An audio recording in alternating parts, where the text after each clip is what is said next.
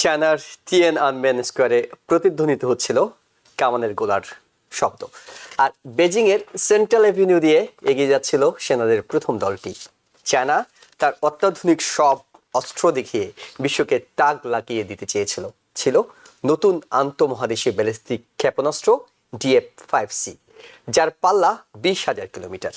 বুধবার চীনের এই আয়োজনে মূলত জাপানের বিরুদ্ধে 80 বছরের পুরনো বিজয় উদযাপনের কথা ছিল, কিন্তু সবার নজর ছিল ভিন্ন কিছুর দিকে।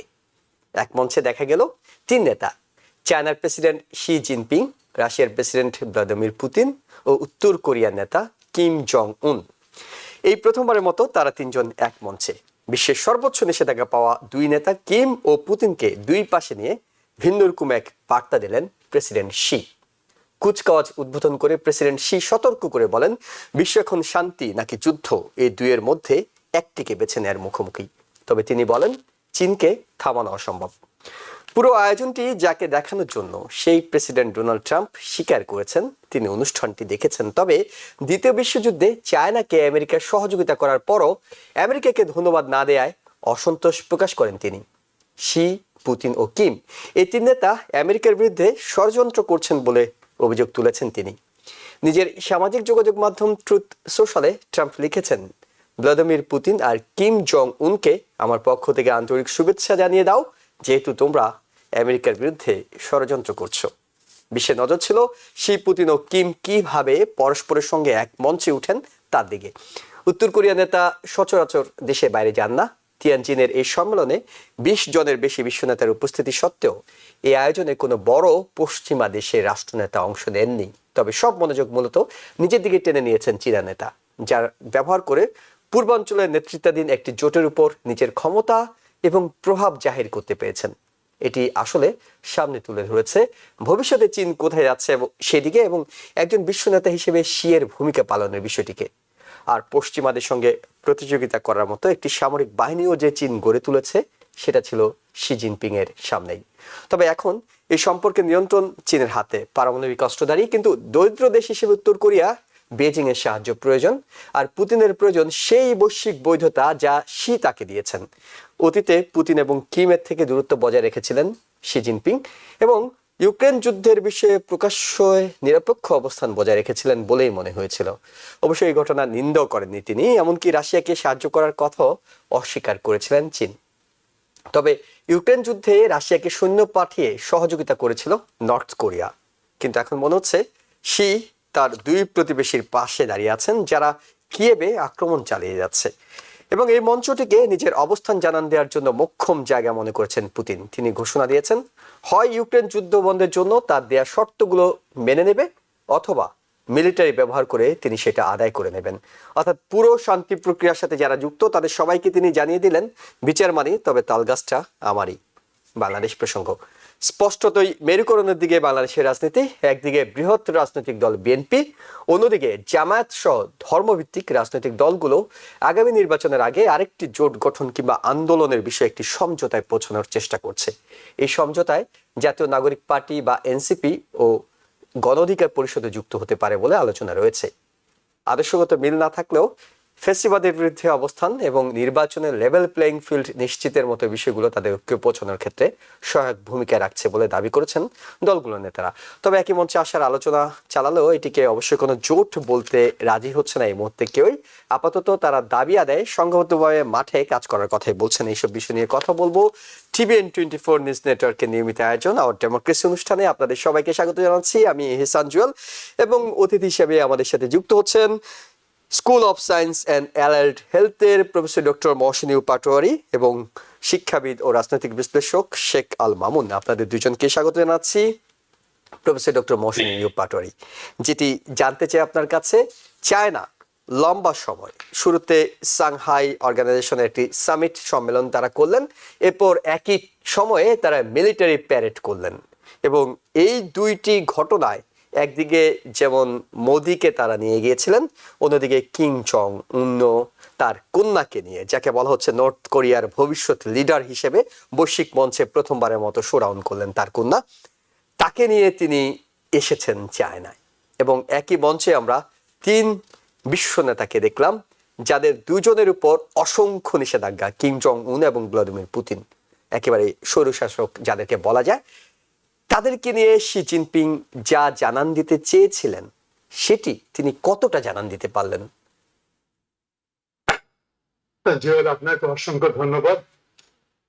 হ্যাঁ, উনি আমার মতে সম্পূর্ণভাবে জানান দিতে পেরেছেন। আপনারা জানেন 1949 সালে যখন চেয়ারম্যান মাও সেতুং গণপ্রজাতন্ত্রী বাংলাদেশকে ডিক্লেয়ার করেন, তার 10 বছর পর 1959 সালে ঠিক একই রকম অবস্থা, যে মাও সেতুং, রাশিয়ান লিডার কুরচেভ, হোসিমিন, ওনারা কিং উনের যে দাদা সেকেন্ড, ওনাদেরকে একত্র করেছিলেন একইভাবে।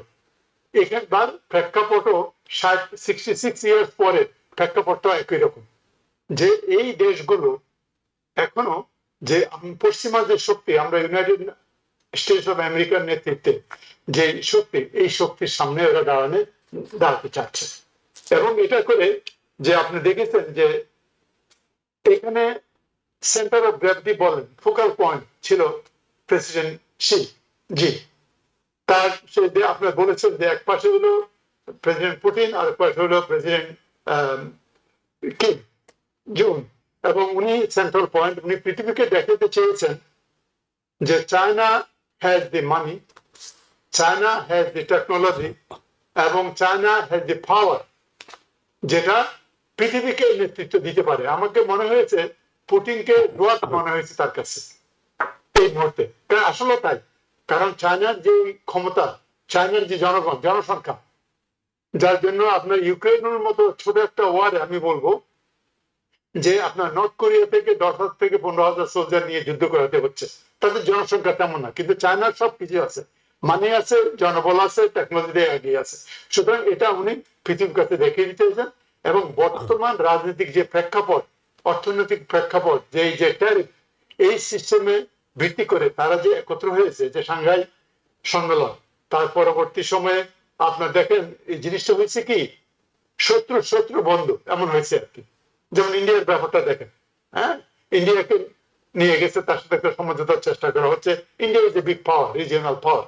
এই সব কিছু মিলে আমার কাছে মনে হয়েছে প্রেসিডেন্ট জিনপিং সেই সত্যিকার ভাবে উনি সাকসেসফুল হয়েছেন। ওনার যে বক্তব্যগুলো ভেরি স্ট্রং ছিল, যে চায়নাকে এখন আর কেউ ইন্টিমিডেট করতে পারবেন।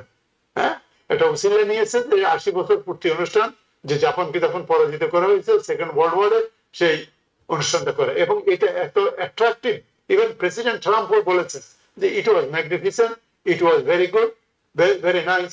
আবার একটা কথাও বলেছেন যে ওনারা আমার বন্ধু, এই তিন নেতাই আমার ফ্রেন্ড। আরে না, উনি তো এখন এক কথা বলে আরেক কথা বলে, আবার বলছেন যে তারা আমাদের বিরুদ্ধে ষড়যন্ত্র করছে। আমার মতে president Xi Jinping, he was very successful, he wanted to carry the message world wide. এবং ওয়েস্টার্ন আমরা যারা আছি, আমেরিকা এবং ইউরোপ, আমরা এখন মোটামুটি আমাদের একটু কেয়ারফুল হতে হবে। তো একটা জিনিস আপনি দেখেন, টেকনোলজির উপরে আমরা এখন এগিয়ে আছি। পৃথিবীতে এখন প্রায় 2.9 ট্রিলিয়ন, $3 ট্রিলিয়ন মতো খরচ হয় সম্রাজ্যে, রাইট, ডিফেন্সে। এই 3 ট্রিলিয়ন মধ্যে ইউনাইটেড স্টেটস একাই খরচ করে ক্লোজ টু 1 ট্রিলিয়ন ফার ইয়ারের কথা বলছি। আর ক্লোজের যারা, তারা হলো চায়না করে মাত্র 314 বিলিয়ন, আর রাশিয়া করে 149 বিলিয়ন, আর ইন্ডিয়া করে ধরেন আপনার 86 to 88, জার্মানি 88, ইন্ডিয়া 86। এই খরচের পরেও আপনি দেখেন যে টেকনোলজিটা এগিয়ে আছে কেন, তাদের ম্যান পাওয়ারটা ওখানে রিলেটিভলি কম, আর টেকনোলজিক্যালি ওরা দ্রুত এগিয়ে যাচ্ছে, আপনি ক্যাচ আপ করতেছে খুব দ্রুত। আমি দেখেছি, আপনি যদি 20 বছর আগে যখন আমরা ল্যাবে দেখতাম, গ্রাজুয়েট স্টুডেন্টের মধ্যে প্রতি 10 জনে 6 জন চাইনিজ স্টুডেন্ট ছিল, পিএইচডি করতে আসতো আর কি। আর এখন সেটা নাই, কারণ তখন চায়নার পাবলিকেশন গুলো যদি আমরা দেখতাম, তখন দেখতাম যে ফার্স্ট গ্রেড পাবলিকেশন তেমন একটা ছিল না। এখন পৃথিবীর 20টা বড় ইউনিভার্সিটির মধ্যে চায়নাতে 3-4টা আছে। সুতরাং তারা যে এগিয়ে যাচ্ছে, এই যে ডিসপ্লেটা, সে এগিয়ে যাওয়াটা ডিসপ্লে, এটা একটা, আমার মতে এটা একটা মনোরম হতে পারে যে তাইওয়ান, তুমি আমাদেরকে দেখো, রাইট, কোন এক সময় যদি তোমরা এইভাবে না আসো শান্তিপূর্ণ ভাবে, কোন এক সময় আমরা একটা করতেও পারি। রাইট, আমরা দখল করে নিতে পারি। এবং আর এই নেভার মুহূর্তে নৌবাহিনীর বেশি অস্ত্রশস্ত্র কিংবা দেখানো হয়েছে, নৌবাহিনীর বেশি প্রযুক্তি দেখানো হয়েছে, যেটি তাইওয়ানের জন্য এক ধরনের সিগন্যাল বলে অনেকে মনে করছেন যে তাইওয়ানকে যদি দখল করতে হয় কিংবা নিজের অংশ করে নিতে হয়, সেক্ষেত্রে নৌবাহিনীকে সক্রিয় ভূমিকা রাখতে হবে। শি জিনপিং সেই বার্তাটি বেশি দেওয়ার চেষ্টা করেছেন বলে অনেকে মনে করছেন। অফকোর্স করেছে। আপনাদের এই যে আন্ডার ওয়াটার ড্রোন যেটা, তারপরে এই যে নেপাল, পৃথিবীতে একটা নাম্বার অফ শিপে কিন্তু তারা অনেকে এগিয়ে গেছে। বলছে ইউএস যদি 2টা শিপ তৈরি করে, তারা 30টা শিপ তৈরি করতেছে এভরি ইয়ার, শিপ বিল্ডিং করতেছে, এবং ওরা প্যাসিফিকটাকে ওরা সেভ করার জন্য, সাউথ চায়না সি এবং প্যাসিফিকটাকে ওরা সিকিউর করার জন্য তারা করছে। এবং জাপান তো তাদের একসময় শত্রু ছিল, হ্যাঁ, তো জাপান এবং তাইওয়ানকে কেন্দ্র করে তারা হচ্ছে, এবং তাদের শক্তি আছে, জনবল আছে।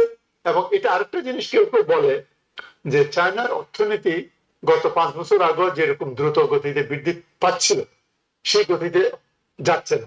তবে সেটা যেমন আপনার রিয়েল এস্টেট ইস্যু ছিল, বিভিন্ন ইস্যু ছিল, এই সময় এই জিনিসটাও ন্যাশনালিজমটাকে নিয়ে এসে, এটা একটা ন্যাশনালিজম কিন্তু বিরাট ন্যাশনালিস্টিক একটা প্রাউড ফর দ্য নেশন, এটা নিয়ে এসে মোটামুটি উনি কিছুটা ডাইভার্ট করতে চাচ্ছেন। বিশেষ করে চায়নাতে একটা মিডল ক্লাস, বিরাট মিডল ক্লাস তৈরি হয়েছে, যারা একটা কনজিউমার সেকশন তৈরি হয়েছে, ওরাই অ্যাকচুয়ালি রাজনীতিকে মোটিভেট করবে future. Middle class always every country they do, এবং ওটাও একটা যুক্তি হতে পারে।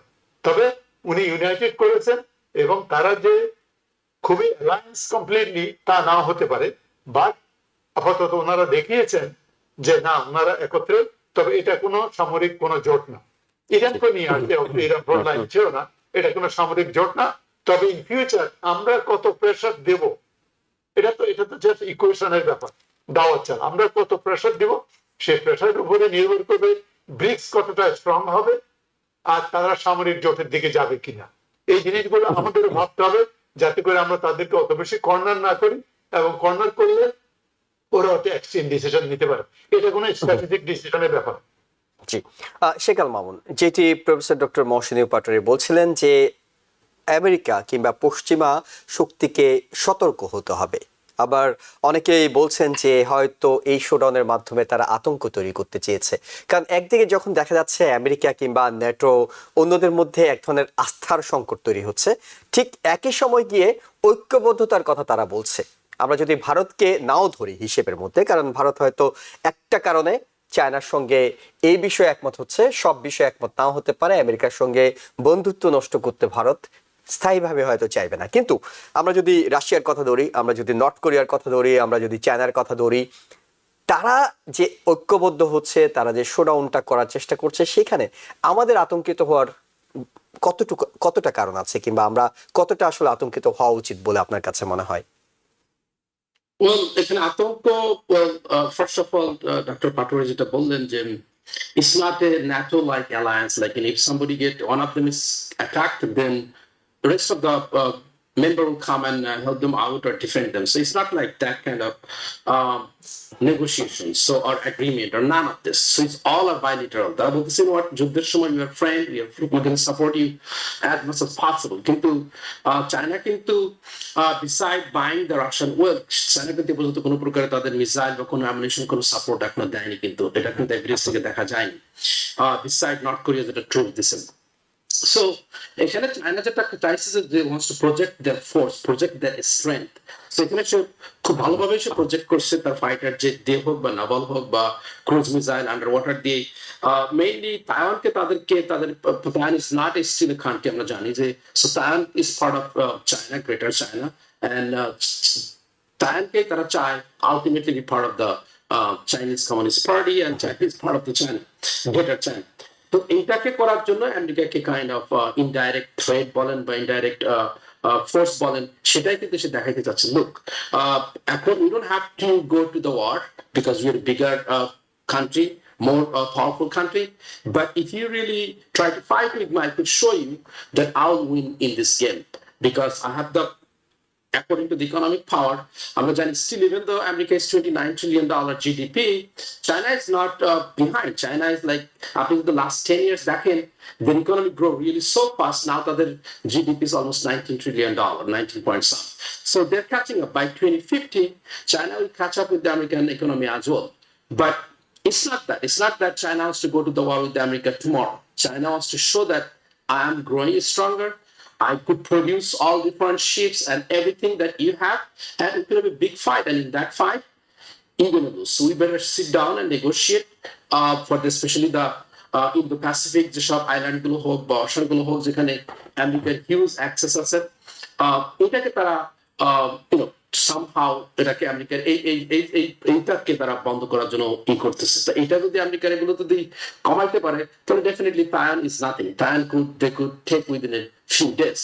তারা যদি ব্লক করে দেয় তাইওয়ানকে চারিপাশ দিয়ে পানি, যেহেতু Taiwan is surrounding all this area, they have the only water.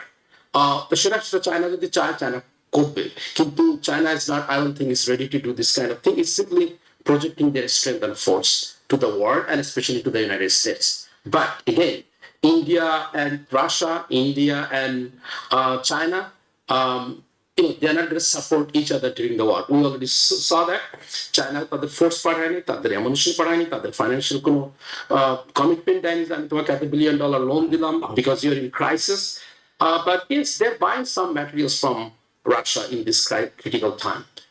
North Korea 10,000 সৈন্য দিচ্ছে, বাট স্টিল আমরা জানি যে নর্থ কোরিয়া, যদিও রাশিয়া বলছে যে yes will support your nuclear capable বা নিউক্লিয়ার কান্ট্রি হিসাবে, কিন্তু চায়না কিন্তু এটাকে এখন অ্যাপ্রুভ করেনি। So we don't see any kind of regional or big type of defense cooperation among those countries. কিন্তু একটা বার্তা সম্ভবত পরিষ্কার তারা দিয়েছেন, সেটি হলো যে যদি প্রয়োজন হয় তাহলে আমরা এক হতে পারি। অর্থাৎ যদি আমেরিকা আমাদেরকে এমনভাবে কোণঠাসা করার চেষ্টা করে, আমাদের এক হওয়ার দরকার, সেটি যে হতে পারে এবং চীন যে সেখানে নেতৃত্ব দেবে, সেই বিষয়টি অনেকটা পরিষ্কার হয়ে এসেছে। এবং ডিপ্লোমেসির অনেক কিছুই হয়তো নতুন করে সামনের দিনগুলোতে ভাবতে হবে যে এই শক্তিগুলো এক হয়ে গেলে সেটি আসলে কতটা থ্রেট হয়ে উঠতে পারে। প্রফেসর ডক্টর মৌসুমী পাটোয়ারি, আপনার কাছে জানতে চাই, শুরুতে বলছিলাম যে তারা হয়তো এই শোডাউনটি করছিল, কিন্তু তারা 3 বিশ্ব নেতাই সেখানে বসে ভাবছিলেন যে কেউ একজন দেখছেন, তারা তাকে মিস করছিলেন। এবং মিস করার একটা অংশ যাকে মিস করছিলেন তিনিও বলছিলেন যে হ্যাঁ আমিও দেখছি, কিন্তু তোমাদের অনুষ্ঠান আমি দেখছি, ভালো লাগছে। তো তার প্রতিক্রিয়া একটু দেরিতে পেয়েছি আমরা। সাংহাই সম্মেলন নিয়ে খুব একটা প্রতিক্রিয়া তিনি জানাননি, কিন্তু যখনই তিনি ভাবছিলেন যে কিম জং উনের সঙ্গে তিনি দেখা করবেন, শির সঙ্গে তিনি দেখা করবেন, কিন্তু তারাই আগে তার সাথে নিজেরা দেখা করে নিয়েছে। তার প্রতিক্রিয়া, তিনি ষড়যন্ত্রের কথা বলছিলেন, সেটা সোশ্যাল মিডিয়ায় যেটা হওয়া দরকার ছিল, কিংবা যে ধরনের প্রতিক্রিয়া তিনি জানান, তার কতটুকু তিনি জানালেন? প্রেসিডেন্ট ট্রাম্পের তো বক্তব্যতে আমি খুব সবসময় একটা স্টেবিলিটি দেখি না। এক সময় বিরুদ্ধে কথা বলেন, পরবর্তী মুহূর্তে বলেন সে আমার বন্ধু, রাইট? তো এটা কি ধরনের বন্ধু আমি ঠিক জানি না, রাইট? তিনি সবাইকে বন্ধু বলেন, তিনি শি জিনপিংকে বন্ধু বলেন, তিনি মোদিকে বন্ধু বলেন। এটা তো উদারতার জায়গা কিংবা অ্যাপ্রোচের জায়গা থেকে সবাইকে বন্ধুত্বের আহ্বান জানান। এখন বন্ধুত্ব যদি কেউ না রাখে সেটা তো আর ওনার দোষ না। না, তবে একটা জিনিস কি জুয়েল, আপনার সাথে আমার বন্ধুত্ব এক জিনিস, কিন্তু আপনার যখন ন্যাশনাল ইন্টারেস্ট আসবে, you are when you represent a country, আমি রিপ্রেজেন্ট একটা কান্ট্রি, তখন সিনারিওটা ডিফারেন্ট, রাইট? আর এই জিনিসগুলো আমাদের যে এই দেশগুলো সম্পর্কে আমরা বলছি, এরা নিউক্লিয়ার কান্ট্রি, অল কান্ট্রি, চায়নাও নিউক্লিয়ার, রাশিয়া নিউক্লিয়ার কান্ট্রি। এবং এই জিনিসগুলোতে উনি যেভাবে যেমন একটা মিলিটারি প্যারেড করতে চাইছিল, ঠিক সেভাবে স্পেকটেকুলার চায়নার মতো করতে পারেননি। ওটাও মনে মনে হয়তো ওনার একটা দুঃখ থাকতে পারে যে এরা আমেরিকান সিস্টেম অ্যালাউ করে নাই তাকে ওইভাবে করতে পারে। America has huge technology, huge military, চায়নার চেয়ে অনেক বেশি আছে, চাইলে দেখাতে পারতো, সবকিছু আছে, কিন্তু আর এই যে মামুন যে বললো, ওখানে একটা কথা যে ওই যে রাশিয়ার সাথে যে যুদ্ধ ইউক্রেনে, রাশিয়ার ইউক্রেন যুদ্ধটা যদি সামহাউ রিজলভ হয়, এর ফলে রাশিয়া কতটুকু চায়নাকে সমর্থন করবে, হ্যাঁ, বা কতটুকু এগিয়ে আসবে, এটা বোঝা মুশকিল। যদি আমরা প্রেক্ষাপট দেখি, সেই 66 ইয়ার্স এগো কিন্তু আমি বলছিলাম যে একই জায়গায় কিন্তু একই দেশের লোকগুলো একত্র হয়েছিল। এর মধ্যে অনেক কিছু পানি গড়িয়েছে, তারপরে দেখেন ঘুরে গেলে কিন্তু তারা আবার এক জায়গায় এসেছে। তো আমার মনে হয় এটা এখন লুজ হইলেও কোন এক সময় আইডিওলজিক্যাল পয়েন্ট অফ ভিউতে বা জিওপলিটিক্যাল ভিউতে তারা কিন্তু মোটামুটি কাছে আসবে, কিন্তু ঠিক সিরিয়াসলি সিমেন্টেড হবে না লাইক নেটো। নেটো যে আর্টিকেল 5 যে এক দেশ আক্রান্ত হলে আর দেশ হবে, এটা ওরা করবে না। তবে তারা ইকোনমিক্যালি ওয়েস্টার্ন এর উপরে একটা প্রেশার করবে থ্রো ব্রিক্স দিয়ে, রাইট? এখন ইউ নেভার নো, খুব আমি সেটাই বলছি যে আমাদের এগুলা ওয়াচ করতে হবে carefully, right? You never know, আমরা বেশি প্রেশার দিলে BRICS may end up to be another NATO, economic NATO or military NATO হতে পারে। এই জিনিসগুলো কিন্তু আমাদের নেতাদের অত্যন্ত কেয়ারফুলি জিনিসগুলোকে ডিল করতে হবে, কারণ এখানে আমি আর আপনি ডিল করতেছি না, ডিল করতেছি এইসব লোকদের কিন্তু হান্ড্রেডস অফ নিউক্লিয়ার ওয়ারহেড আছে, তাদের মানি আছে, এসব কিছু। সুতরাং এটা স্ট্র্যাটেজিক্যালি আমাদের নিশ্চয়ই আমাদের ইন্টেলিজেন্স সিস্টেম, আমাদের নেতারা এগুলা চিন্তা করে যাচ্ছে আর কি, বলে আমি মনে করি আর কি। জি, শেখ আল মামুন, এই সুযোগে পুতিন কিন্তু ইউক্রেনের বিষয়ে তার অবস্থানটাও জানিয়ে দিলেন। অর্থাৎ আলাস্কাতে বৈঠকের পরে তিনি তেমন একটা কথা বলেননি, কিন্তু রাশিয়ার পররাষ্ট্রমন্ত্রী কথা বলছিলেন। কিন্তু পুতিন এই সুযোগে জানিয়ে দিলেন যে আমি যে শর্তগুলো দিয়েছি সেই শর্তেই ইউক্রেনের শান্তি চুক্তি হতে হবে, না হয় মিলিটারি ব্যবহার করে আমি সেটা আদায় করে নেব। তিনি আসলে কাকে থ্রেট দিলেন? ইউক্রেনকে দিলেন, আমেরিকাকে দিলেন? কি বুঝাতে চেয়েছেন বলে আপনার কাছে মনে হয়? নাকি ও যখন চায়না এবং নর্থ কোরিয়াকে পাশে পেয়েছেন তখন তিনি ভাবলেন যে হুঙ্কার ছাড়ার এর চেয়ে ভালো সময় তো আর হতে পারে না? Not really, but this is a talking point. He has to send the message to the Western world, especially the European countries, United States. Look, I achieved what I needed to achieve. I took the Crimea. I took 20% of the Ukraine because as a buffer zone, and you have to accept it. That's it. If you do not accept it, I have nothing to lose. I'm going to hold this ground, and I have enough power to hold it. So you better, accept this deal. And so I don't have to bomb Kyiv, and the Western country doesn't have to send billions of dollars and other ammunitions and other support. So he make it clear, and Trump was agreed on those things.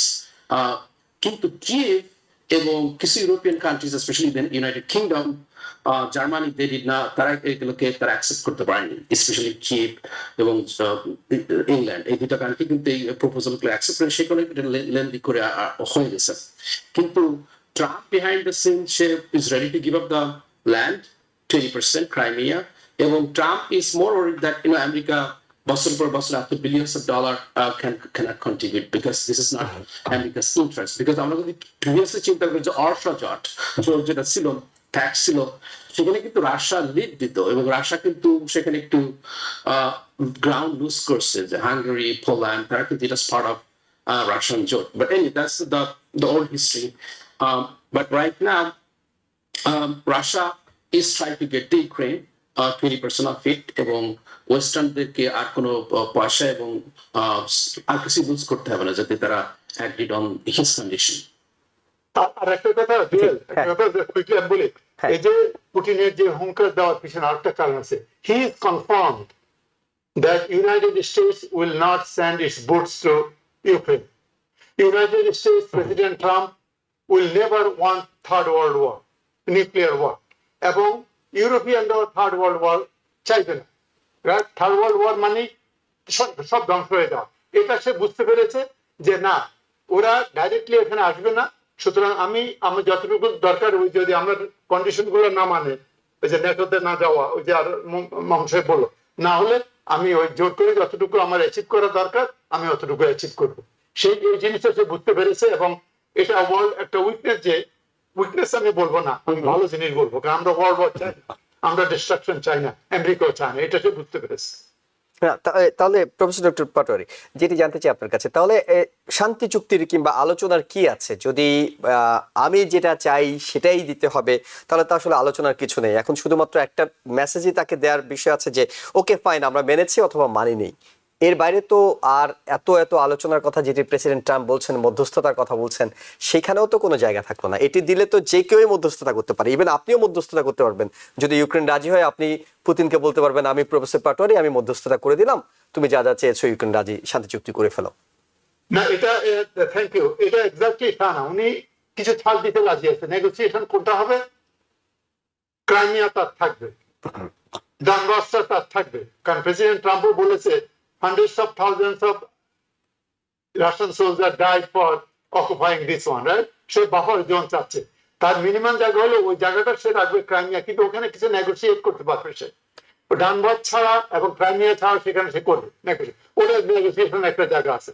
R 2 number, say negotiate করবে না যেখানে যে নেটোতে যাওয়াটা সে negotiate করবে না, তার বর্ডারে সে একটা নেটো আসুক বা নেটো সোলজার আসুক এটা চাবে না। এগুলো নেগোসিয়েট করে ইউনাইটেড নেশনস এর ইউক্রেন সিকিউরিটি চায়, তার সিকিউরিটি ইউনাইটেড নেশনস এর ফোর্স সিকিউরিটি দিতে পারে। ইউরোপিয়ান আসার দরকার কি? সুতরাং কিছু কিছু জায়গা আছে যেটা আমরা জানি না, এটা প্রেসিডেন্ট ট্রাম্প আর পুতিন নিশ্চয়ই তারা এগুলো আলাপ করেছে। ওকে, আলাপ করার পর আপনি দেখছেন খুব শান্তিভাবে দুজনেই চুপচাপ চলে আসছে, কারণ তাদের মধ্যে এইসব লিডারদের মধ্যে একটা আন্ডারস্ট্যান্ডিং না থাকলে অ্যাক্সিডেন্ট হয়ে যেতে পারে।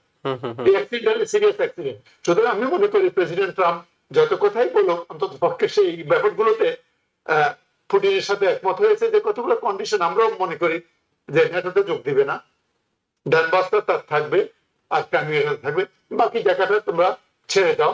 আর ইউরোপিয়ান না আছে ইউনাইটেড নেশনস, এটা আমি শুনি নাই কারো কাছে, আমি নিজেই বলছি যে ব্রিটিশ সোলজার জার্মান সোলজার আসার দরকার নাই ফ্রান্সের, ইউনাইটেড নেশনস এর সোলজার দাও, বাংলাদেশ বিভিন্ন দেশ থেকে সোলজার নিয়ে ট্রেন করে ওদেরকে সিকিউরিটি দাও, তাহলে ব্যাপারটা সমস্যার সমাধান হয়ে যায়। কিন্তু আর যদি বলেন ব্রিটিশ এবং জার্মানির যে হার্ড লাইন, ওগুলা সবসময় নেগোসিয়েশনের আগে এটা হার্ড লাইন না, অর্থাৎ বড়টা চাইলে ছোটটা পাওয়া যায় এমন একটা পরিস্থিতিতে সবাই। জি জি, শেখ আল মামুন, যেটা মনে হচ্ছে যে পুতিন আসলে জানেন যে কোন কোন শর্তে এই আলোচনাটা শেষ পর্যন্ত একটা জায়গায় পৌঁছবে, কারণ আসলে এখনো বল তার কোটেই আমরা বলে দিতে পারি। সেক্ষেত্রে আপনার কাছে যেটি জানতে চাই সেটা হলো প্রেসিডেন্ট ট্রাম্প যে নীতি নিয়েছেন, অর্থাৎ যারা রাশিয়ার সঙ্গে বাণিজ্য করছে, বিশেষ করে ভারতকে যে 50% ট্যারিফের মুখে ফেলা হলো, এই নীতিটি কি শেষ পর্যন্ত তাহলে খুব একটা কাজে লাগছে না বলে মনে হচ্ছে? Well, যদি রাশিয়া এবং ইউক্রেন যদি অ্যাগ্রিড হয় এবং the sign an agreement that they're not going to send any more bomb or any more drone to Moscow or any of those places or Kiev, so then Trump would say, you know what, since those are the main parties, তারা যখন agreed হয়েছে, তারা যখন fight করবে না, and তখন কিন্তু Russia already will have a negotiation with the United States and open up all the economic যেগুলো embargo আছে তাদের, ওগুলো যদি ওপেন করে ফেলে তখন the India would by default, you know what, if the whole world is doing business with Russia, what's my problem? আমি কেন কিনতে পারবো না, আমাকে কেন এক্সট্রা embargo এবং একমাত্র আমাকে কেন ট্যারিফের মুখে পড়তে হবে? আরো তো অনেক দেশে করছে। So hopefully that would be done. That would be done. Okay okay, professor doctor Mohammad Mohsin U Patwari, আমরা একটু বাংলাদেশ প্রসঙ্গে যেতে চাই। বাংলাদেশের নির্বাচন কাছাকাছি চলে আসছে, সব পক্ষই আশ্বস্ত করছে ফেব্রুয়ারিতে নির্বাচন হবে। মাঝে কিছু সংশয় জাগছিল, অনেকে বলছিল যে অমুক দাবি না মানলে নির্বাচন হবে না, এর আগে নির্বাচনের আগে অমুক অমুক বিষয়গুলো করে নিতে হবে। কিন্তু বাংলাদেশের মোটামুটি রাজনৈতিক দলগুলো এখন নির্বাচনমুখী। নির্বাচনে পিআর পদ্ধতি কিংবা অন্যান্য বিষয়গুলোতে সবাই যেটি ভাবছেন কে কত সংসদে আসন বাড়িয়ে নিতে পারেন। এজন্য যদি কেউ পিআর পদ্ধতিতে যেতে চান তিনি যাবেন, কেউ যদি মনে করেন পিআরে গেলে আমার আসন কমবে তিনি কমাবেন। কিন্তু শেষ মুহূর্তে গিয়ে এই পিআরও কার্যকর করার জন্য আপনাকে দেখাতে হবে যে আপনার ভোটের সংখ্যা অর্থাৎ পার্সেন্টেজ শতাংশতে বেশি। সেই কারণে ছোট দলগুলো জামাত সহ অন্যরা তারা মনে করছে যে তারা একটি জোট করবে। আদর্শিক জায়গা থেকে হয়তো তাদের মধ্যে অনেক পার্থক্য রয়েছে। যদি আমরা এনসিপির কথা বলি জামাতের সঙ্গে, কিংবা যদি আমরা বলি যে গণ অধিকার পরিষদ থেকে শুরু করে অন্যান্য দলগুলো, কিন্তু সবাই জানে জোট করলে তাদের আসন বাড়বে। এই জোটটা শেষ পর্যন্ত হবে কিনা, কিংবা এই জোটের পরিকল্পনা যেটি করা হচ্ছে এটি কতটা বিএনপির বাইরে গিয়ে আরেকটি শক্তি হিসেবে গুরুত্ব পাবে বলে আপনার কাছে মনে হচ্ছে? না, ইসলামী দলগুলো তো আছে, আমাদের অনেক মাদ্রাসা আছে, মাদ্রাসার ছাত্র আছে, ওরা সব ডেডিকেটেড, তো ওরা ওটা শক্তি, এটা অস্বীকার করার জন্য নাই। যদিও এটা হয়তো পার্সেন্টেজ কত এটা বলা মুশকিল, তবে ওরা যদি একত্র হয় কতগুলো ব্যাপারে, যেটা আপনি বললেন যে প্রফেশনাল রিপ্রেজেন্টেশন, যেটা এটা একটা বার্নিং ইস্যু এখন, বিশেষ করে ধর্মভিত্তিক দলগুলো জামাত ইসলাম সহ, ওনারা চাচ্ছে যে এটা হলে যে আপনার প্রফেশনাল রিপ্রেজেন্টেটিভ হলে যে তারা ক্ষমতায় যেতে না পারলেও তাদের একটা সে থাকবে পার্লামেন্টে, এটা একটা ব্যাপার। কিন্তু এই জিনিসটা যে আপনার যে যারা গভর্নিং পার্টির জন্য সুবিধাজনক না, কারণ বাংলাদেশের এখন যে প্রেক্ষাপট, যে পলিটিক্যাল সিচুয়েশন, এই সিচুয়েশনে 50+1% ভোট কোন একটা রাজনৈতিক দল পাবে বলে আমার সন্দেহ। হ্যাঁ, বিএনপি আস্তে আস্তে যে পপুলারিটি ছিল, যে গত 1 বছরের মনে হচ্ছে এখন আস্তে আস্তে কিছুটা কমেছে। যদি এইভাবে পপুলারিটি না হয় তাহলে কোয়ালিশন গভর্নমেন্টের কাছে যেতে হবে। কোয়ালিশন গভর্নমেন্ট গেলে আপনি সবসময় আপনার যে নীতিগুলো আপনি যেটা ইমপ্লিমেন্ট করবেন সেগুলো করতে আপনাকে অসুবিধা হবে। সুতরাং কারণ ছোটখাটো দলগুলো আপনাকে জিম্মির মতো করে রাখবে, তাদের কথা আপনাকে শুনতে হবে। এবং এই জিনিসগুলোর জন্য স্টেবিলিটিটা, গভর্নমেন্টের যে স্থিতিশীলতা নষ্ট হয়, এটা একটা দিক আছে।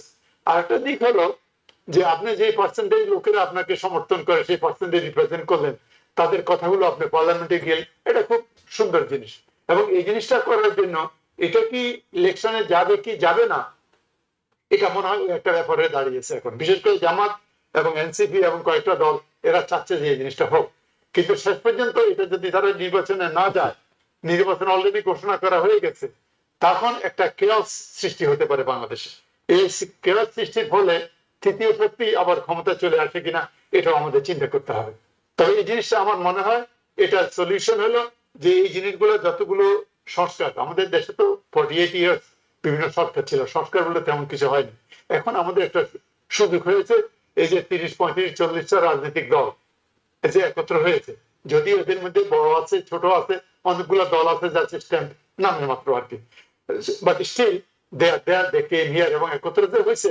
বাংলাদেশিদের যে এরকম, বাঙালিদের যে এরকম দুর্নাম যে তারা সবাই একত্র হইতে পারে না, ওই যে এক পাল্লা যেমন 100 ব্যাংকে মাপা যায় না, লাভ দিয়ে পড়ে, এটা তো কিছুটা উন্নতি হয়েছে, কিছুটা প্রগ্রেস হয়েছে। তা আমার মনে হয় এই জিনিসটা তারা কতগুলো পয়েন্টে একত্র, যেগুলো পয়েন্টে একত্র হতে না পারছে ওগুলো গণভোটে দিয়ে দেয়। গণভোটে দিয়ে দিলে জনগণ যদি তারা সমর্থন করে সেই হিসেবে হোক, আমার মনে তাতে করে এই সলিউশন গুলো আমার সমাধান হতে পারে। তবে আপনি ধর্মভিত্তিক দলের কথা বলছেন, এটা একটা কিন্তু শক্তিশালী একটা ফ্যাক্ট হিসেবে বাংলাদেশের আপনি থাকে। আমার ধারণা in absence of Awami League আর বিএনপির যে সুযোগটা ছিল, এটা মনে হচ্ছে আস্তে আস্তে কিছুটা কমে আসছে বলে মনে হচ্ছে। আমার কাছে ডেটা নাই, বাট যা শুনি এতে মনে হচ্ছে আর কি। সুতরাং স্থিতিশীলতার জন্য পলিটিক্যাল গভর্নমেন্ট ছাড়া কোনো ইয়ে নেই। কয়েকটা প্রশ্ন থেকে যাচ্ছে। একটা প্রশ্ন হলো, ধরেন আমরা পিআর ছাড়া নির্বাচনটা হয়ে গেল বাংলাদেশে, এবং সেইখানে বৃহৎ রাজনৈতিক সক্রিয় দল হিসেবে বিএনপি প্রায় 270 কিংবা 260টা আসন পেয়ে গেলেন। কিন্তু এরকম একটি বিপ্লবের পর, এরকম একটি অভ্যুত্থানের পরে যারা এই বিপ্লবের পিছনে সবচেয়ে বেশি ভূমিকা রেখেছে, এনসিপির কথা যদি আমরা বলি, জামায়াতের একটা বৃহৎ ত্যাগ ছিল, তাদের একটা বৃহৎ পরিকল্পনার অংশ ছিল, অনেক কিছু ছিল, তারা সংসদে এই জায়গায় পেল না। আবার বাংলাদেশে একটি আগের ধারার রাজনৈতিক দল, আমরা বলবো বিএনপিকে আওয়ামী লীগের মতোই একটি রাজনৈতিক দল বিএনপি, বৃহৎ ধারার রাজনৈতিক দল, মোটামুটি তাদের পলিসিগুলো কাছাকাছি, মুক্তিযুদ্ধ এবং দু একটি বিষয় হয়তো তাদের মধ্যে একটু দূরত্ব আছে, কিন্তু অন্যান্য বিষয়গুলোতে তারা মোটামুটি কাছাকাছি। সেইরকম একটি দলই আবার বাংলাদেশে ক্ষমতায় আসলো, আবার যে সংস্কারগুলো এখনই তারা মানছে না, নোট অফ ডিসেন্ট দিচ্ছে। নিঃসন্দেহে আমরা ধরে নিতে পারি নোট অফ ডিসেন্ট যেগুলোর ব্যাপারে এখনই দেওয়া আছে সেগুলো তারা ক্ষমতা আসার পরে কার্যকর করবে না। তাহলে সংস্কারও হলো না। আবার যারা বেশি আত্মত্যাগ করেছে, কম আত্মত্যাগ করেছে, তাদের কোনো প্রতিনিধিত্ব থাকছে না। বাংলাদেশে একটি নির্বাচনের জন্য নির্বাচন হয়ে গেল, যেটি রাজনৈতিক সরকার দরকার বলে আপনি মনে করছেন কিংবা অনেকে মনে করছে। তাহলে সেটি কি ন্যায্য হলো, নৈতিক হলো? এই যে নৈতিকতাটা, যে ন্যায্য কথাটা বলছেন, এই ন্যায্য কথাটা কার উপর নির্ভর করে? নির্ভর করে আপনার জনগণের উপর, আপনার ভোটারের উপর, রাইট? আপনার, আমরা তো নির্বাচনগুলো দেখছি কি হয়, ভোট ডাকাতি হয়, এই হয়, সেই হয়, জাল হয়, এগুলো আমরা দেখে আসছি। সো বিএনপি আসলে ওইভাবে যদি কোনো আপনার সংস্কার গুলো যদি না নিয়ে আসেন, কিছু কিছু ওরা এগ্রি করেছে, যেমন টেনিউর অফ প্রাইম মিনিস্টার 2 টার্মের বেশি পারবে না, এটা কিছু কিছু করেছে, কিছু এগ্রিবল হয়েছে, কিছুটা এগ্রিবল হয়নি। এখন সেটা তারা আপনার সে পুরানো পদ্ধতি যাবে কিনা আমি এটা বলতে পারি না, এটা যাওয়ার সম্ভাবনা বেশি। যে লাল সে কদু হতে পারে, কিন্তু আপনি যদি আপনি বিপ্লব করেছেন, এটা আপনার বিপ্লবী সরকার না, আপনাদের বিপ্লবী সরকার করা উচিত ছিল। সেদিন বিপ্লবী সরকার করে নাই, বিএনপির যে আপনার এই সংগ্রামের অংশ ছিল না তা বলা মুশকিল। না, কিন্তু অবশ্যই ছিল। হ্যাঁ। যদি জনগণ তাদেরকে বেশিরভাগ ভোট দেয়, তাদেরকে বেশিরভাগ সিট দিয়ে নিয়ে আসে, সুতরাং তাদেরকে তো আপনি ম্যান্ডেট দিয়ে দিলেন। আপনাদের দায়িত্ব হলো, আমরা বিপ্লব করছি, আমাদের দায়িত্ব হলো আমরা জনগণকে বোঝান। সেটা যদি আমরা বোঝাতে না পারি, ওই বিপ্লবটা ব্যর্থতা হবে, সেই বিপ্লবের ব্যর্থতা আমাদেরকে নিতে হবে। এবং এটার দায়িত্ব বিএনপি নেবে না। বিএনপিকে যদি জনগণ বেশি আসনে চায়, তাহলে আসলে বিএনপির কি করার আছে? কি কথা, জনগণ দিয়েছে। আপনি যদি democracy for the people by the people, if you believe in that, you have to accept that election if election is fair, right? So in that case, you and I have nothing to say, right? Unless you come together, কতগুলোতে একত্র হয়েছে, আরো কিছু কিছু যদি করা যায়। Peer পদ্ধতিটা very touchy, কিন্তু আমি বললাম ভেরি টাচি, কিন্তু হ্যাঁ আপনার কোথাও পাত্তা নাই, কিন্তু 2% ভোট পাইলেন, 2জন পার্লামেন্ট মেম্বার হয়ে গেলেন, 6জন পার্লামেন্ট ছজন হয়ে যাবে। জি, এখানে বললেন আপনার রাজনৈতিক একটাই হবে। আর জোট যদি করে, জোট করলে আবার পিয়ার পদ্ধতি কেমনে ভাগ করবেন? জোট কি সেভাবে ভোট পাবে যে ধরেন 10% পাইলো 10% জোট পাবে, না জোটে যে 10 দল আছে সেই 10 দলের মধ্যে কিভাবে ভাগ হবে? সেটাও একটা ডিসইউনিটি ক্রিয়েট করবে ভবিষ্যৎ। সুতরাং this is very complicated. Peer পদ্ধতিটা খুব ভালো, অনেকগুলো দেশে আছে, কিন্তু আমাদের ডেভেলপিং কান্ট্রিতে, যেখানে আমি বলবো ডেমোক্রেসি ম্যাচিউর হয়নি এখনো, ডেমোক্রেসি ম্যাচিউর না হলে স্টেবিলিটি হবে না, স্টেবিলিটি না হলে ইকোনমিক প্রোগ্রেস হবে না। এখন কি করবেন রে ভাই, আমাদের এখন ওই এগুলো অসুবিধা, পিছালো অসুবিধা, আমরা এমন একটা সিচুয়েশনে আমরা আসছি। তবে পিএফ যদি আপনারা করেন, আমরা যদি সরকার করি, আমরা বলতে পারি this is for 20 years, 4 election, right, or 5 election. After that we'll give গণভোট again. তবে সেখানে গণভোটে কিন্তু আপনি আর জিততে পারবেন না, কারণ পিআর ওরা বেনিফিট ছোট দলগুলো, ওরা সবসময় পিআর চাইবে। সুতরাং আর কোনোদিন আপনার বড় দলগুলো এটাকে ইয়ে করতে পারবে না। এটা এটা এটা এই জিনিসগুলো কিন্তু আমাদের পলিটিশিয়ান চিন্তা করে না, তা না। এই যে যাদের কথা বলি, পলিটিশিয়ান 30 years 40 years পলিটিক্স করে, তার এই জিনিসগুলো বুঝে। এখন এটাকে আমার মতে এক জায়গায় আসা উচিত। ইলেকশন করতে চাই, ইলেকশন দিয়ে দেন, ইলেকশন করেন, যে যে আসে আপনারা, শুধু ইলেকশনটা ফেয়ার যেন হয় এই জিনিসটা দেখেন। আর পাবলিক যাকে ভোট দেয় ভাই, কমিউনিস্ট পার্টিরও দেখ, জামাতের দেখ, বিএনপির দেখ, XY কে দেখ, পাবলিকের অপিনিয়ন, এটাকে আমাদের শ্রদ্ধা করতে হবে। ওটা না করলে আমরা ডেমোক্রেসিকে শ্রদ্ধা করছি। এবং জনগণই আসলে যাকে পছন্দ করে ক্ষমতায় আনবে, পরবর্তীতে তিনি যদি স্বৈরশাসক হয়ে ওঠেন, তিনি যদি ফ্যাসিবাদ হন, জনগণই বুঝবেন যে ভোট তো আমরাই দিয়েছি, এখন এই অবস্থা হয়েছে, ভোটটা অন্তত সুস্থ হোক। শেখাল মামুন, যেটি আপনার কাছে জানতে চাই, একদিকে পিআর, একদিকে নির্বাচন পদ্ধতি, অর্থাৎ তিনটি কথা আসছে আলোচনা। একটি হলো যে সরাসরি সংসদ নির্বাচন, আবার কেউ বলছেন না আগে গণপরিষদ নির্বাচন তারপর সংসদ নির্বাচন, আবার কেউ কেউ বলছেন একই দিনে দুটোই হতে পারে, সংসদ নির্বাচন এবং গণপরিষদ নির্বাচন, এবং সংস্কারটা আগেই করে ফেলা উচিত ক্ষমতায় নতুন রাজনৈতিক দল আসার আগে। আপনার মতামতটা একটু শুনি। Well, look, আমরা এখন আমেরিকাতে বাস করি। দেখেন, আমেরিকাকে আমরা democracy one of the icon বা মডেল হিসেবে বলি, কিন্তু আমেরিকার মতন জায়গাতে দেখেন আমরা কি হচ্ছে, আমরা জেরিমান্ডারিং যেটা বলি, সেটার মাধ্যমে কিন্তু দেখেন টেক্সাসে 5টা কংগ্রেশনাল যে ডিস্ট্রিক্ট তারা এমন ভাবে ডিস্ট্রিবিউট করতে যাতে ডেমোক্র্যাটরা উইন করতে না পারে। So they are kind of disqualifying a existing party, democratic party. এবং সেখানে কিন্তু ডাইরেক্ট সেই পার্টির লোকজন কিন্তু প্রোটেস্ট করতেছে, বা তারা সুপ্রিম কোর্টে যাবে, স্টেট সুপ্রিম কোর্ট বা ইউনাইটেড স্টেট সুপ্রিম কোর্টে যাবে যেখানে। সো এই the whole process, the concept and philosophy is জনগণ সবাই openly could decide give the vote to whoever they want. কিন্তু এখানে তারা এমন ভাবে মেকানিজম করতেছে, কম্পিউটারাইজ মাধ্যমে এমন ভাবে ড্রয়িং করতেছে যাতে অন্য পার্টি যাতে উইন না করতে পারে। এটা তো অ্যান্টি ডেমোক্রেটিক প্রসেস। এখন বাংলাদেশের আপনি সংস্কার বলতেছেন, সংস্কার should be done by the elected representative. তখন তারা বসবে, তাদের সময় আছে, তারা অ্যানালাইজ করবে, তারপরে it could go through the cross examination and eventually যদি সুপ্রিম কোর্টের কোনো পাওয়ার থাকে বাংলাদেশে, I don't know, তারপর সুপ্রিম কোর্টের মানে জাজদেরকে তো অনেক সময় তাদেরকে রিমুভ করা হয় পাওয়ার থেকে। That's so I don't know how it's going to work out, but I have very little faith. Even আপনি ধরেন আমলিগকে আপনি বাদ দিয়ে দিচ্ছেন, এখন আমলিগের নাম তো কেউ নিতেও পারে না, বললেও তো অন্যায় হয়ে যাবে। But whoever commit crime in a party, they should be punished, they should go to the jail, But still, if some people still like to vote for or have some kind of sympathy or likeness to any party, তো তাদেরকে আপনি exclude করলেন, then what kind of democracy is that? সেটাও তো questionable হবে। অথবা once it became elected official, let's say BNP goes to the power, এবং opposition party তারা থাকলো না, তখন is gonna be one sided politics. এবং তখন যদি people goes to the street, বা ঢাকার মতন জায়গায় তো সো ক্রাউডেড, সো কনজাস্টেড, আপনি 20-50,000 পিপল রাস্তা নিয়ে আসেন, they could block the street. তখন people has right to do the demonstration, and এটা কিন্তু পার্ট অফ দিস পিটিশন বলেন, ডেমনস্ট্রেশন বলেন, part of the democratic system. সেখানে যদি আপনি তাদেরকে তখন আবার গুলি করে মারতে হয়, তখন what kind of democracy have? So there's a lot of things, a lot of way to go.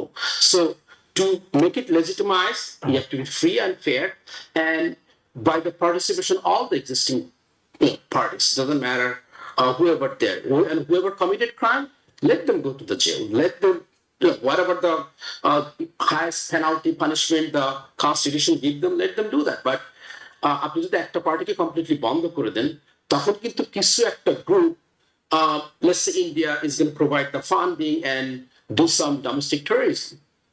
I God forbid it doesn't na hoy. Tokon apni how you going to stop it? So আমাদের মতন একটা weak একটা country economically and politically, তখন there's a lot of enemies out there watching us. Once we have a democratic party coming to the power, behind the scene they're going to destabilize this country. So we have to think a lot. And I think the elite jara ase Bangladesh, they will take a right decision, not a shortcut. But if really you love this country for the people, then you should think a broader view. That amli jeta bhul korche je excluding Jamaat, excluding BNP going to the election, that is not fair. That is not right.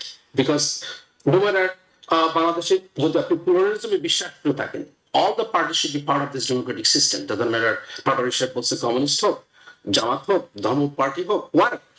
Let them sign up and let them run for the election, and if people like them, let the people vote it. If the people don't like them, they will not be elected. But you cannot forcefully stop any party from this process. Professor doctor Patwari, আপনি যদি এই বিষয়ে শেখ আল মামুনের বক্তব্যের বিষয়ে যদি কোনো মতামত রাখতে চান।